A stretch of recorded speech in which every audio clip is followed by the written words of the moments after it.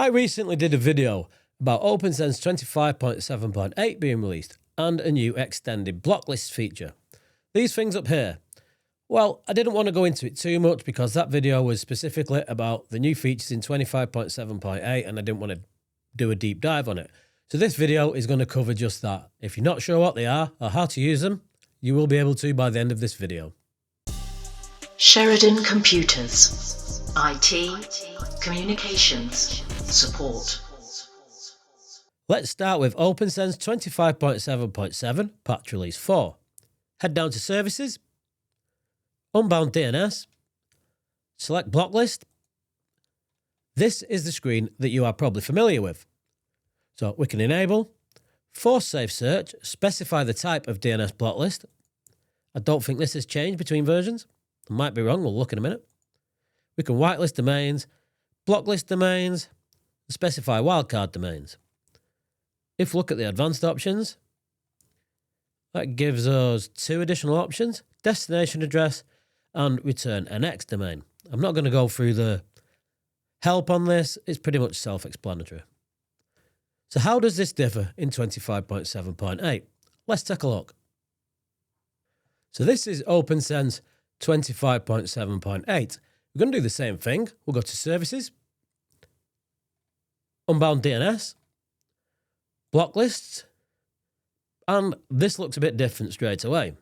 If we look at the previous version, we can only configure a single block list. This allows us to specify multiple block lists on multiple interfaces, or per interface. And if we click the Edit option, this looks familiar, and it's pretty much these options. So we can enable, specify the type of DNS blacklist. I think that's the same. Allow list domains, block list domains, wildcard domains. But here we can specify the source net, and you can always hit full help to get the help. So here we can specify the source net. So source networks to apply policy on. Examples are 192.168.1.0/24, 192.168.1.1, or leave empty to apply on everything. All specified networks should use the same protocol family and have equal sizes to avoid priority issues. Then we've got the description. If you enable advanced mode, you can see we have destination address, return NX domain as before, but we also have the cache timeout. Okay, but why would you want to do that and why is it useful? Let's go to add one. So we can enable it, specify the DNS BL type. So if there's any dodgy sites that you don't want people to have access to, then you can go ahead and do that here if you had a guest network. The URLs of block lists, list of domains from where block lists will be downloaded. Because we've chosen up here, we can leave that. Allow list domains, list of domains to allow. You can use regular expressions. This allow list only applies to block list matches on items in this policy. So if a domain is blocked and you want to override it, you can do it here. Again, block list domains, list of domains to block, only exact matches are supported. If you want to do wildcard domains, you can specify them here. And then we've got the source net. So if we had a guest network that we wanted this to apply to on 10.1.50.0, for example, /24 for the full subnet, we can do that. If we had another network that we wanted it to apply to, we can do that too. You can specify the cache TTL, destination address I'm going to leave, and return NX domain I'm going to leave. You do the same unless you know what you're doing. Give it a description or you will not be able to save it. And hit save. And that's how you can add them. So this is a great update allowing you to add specific block lists per interface, per VLAN, per network, whichever way you want to do it. It just gives you a lot more flexibility. You might have noticed this tester tab here. Well, what does that do? You'll notice it's also missing in the previous versions of OPNsense. Well, if we click on the tester tab and we put a domain in, such as ads.google.com, you can leave the source unless you want to specify it yourself, but it will just use a default, hit test. So you can see it's matched and the action is to block. So that's a great way to test that your block lists are actually working. I guess the question you want answering is, should you upgrade? Let's take a look. So if we head over to the OPNsense forums. Now, I always suggest you check these out before running into any upgrade, but let's see if there's been any problems. So let's look at the 25.7 series.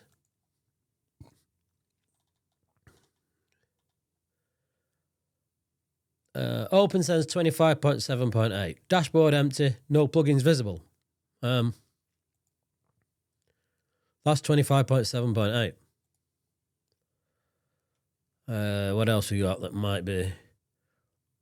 Unbound Blocklists source nets.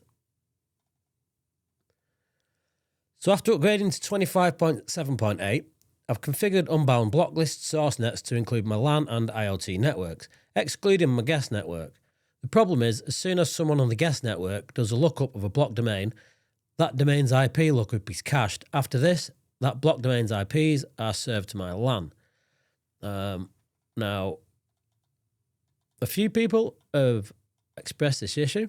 The good news is, it looks like a fix was quickly proposed in the ticket, and it involves not caching domains which have a blocklist policy. So that was addressed pretty quickly. What else we got? WireGuard issues. I have a bunch of firewalls I support which have a dynamic IP. The main site, Hub and Spoke, has a static IP. The remote sites all make WireGuard tunnels from remote to main site. I can no longer ping the remote site WireGuard tunnel IP, and I used to be able to. It's making a WireGuard tunnel fine. I can ping just fine any other WireGuard VPN site-to-site tunnel IP where the other site has a static WAN IP. Just WireGuard to WireGuard using the tunnel IP, it no longer works if the remote side pair does not have a static WAN IP on port. This is on Starlink. I'm connected to it fine. Somebody about the upgrade. Something about the 25.7 update.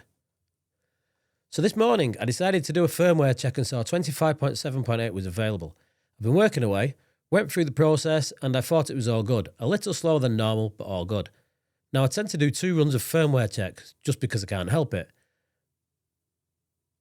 And it said it needed to 25.7.8 base again.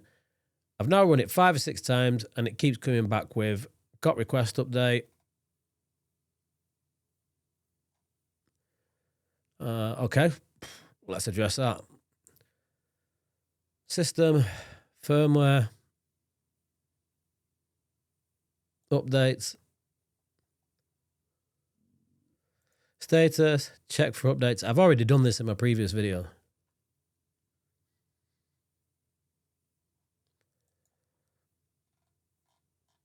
Update. Okay. I'll let that update.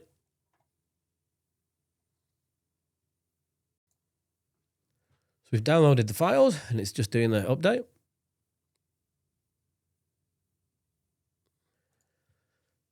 We're doing the reboot.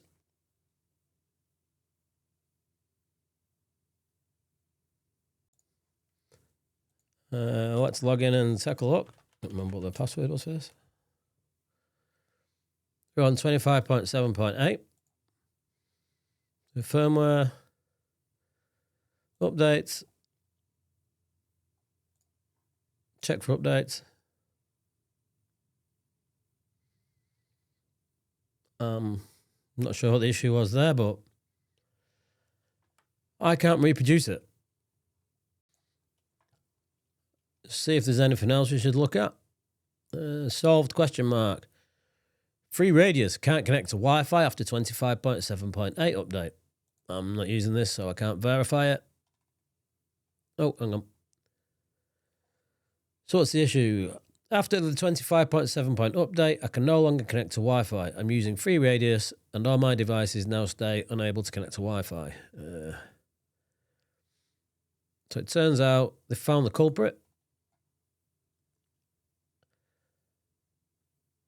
And Franco, as always, the man on the ball, has jumped in and fixed it.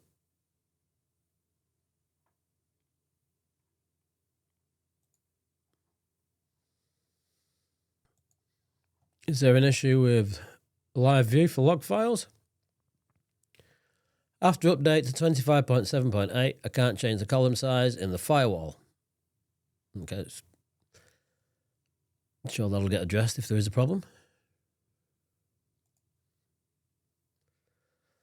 After checking twice for upgrades on a fresh 25.7 install, The process started as usual, and after some time, got a pop-up indicating I've done it twice, once in this video and once in the last.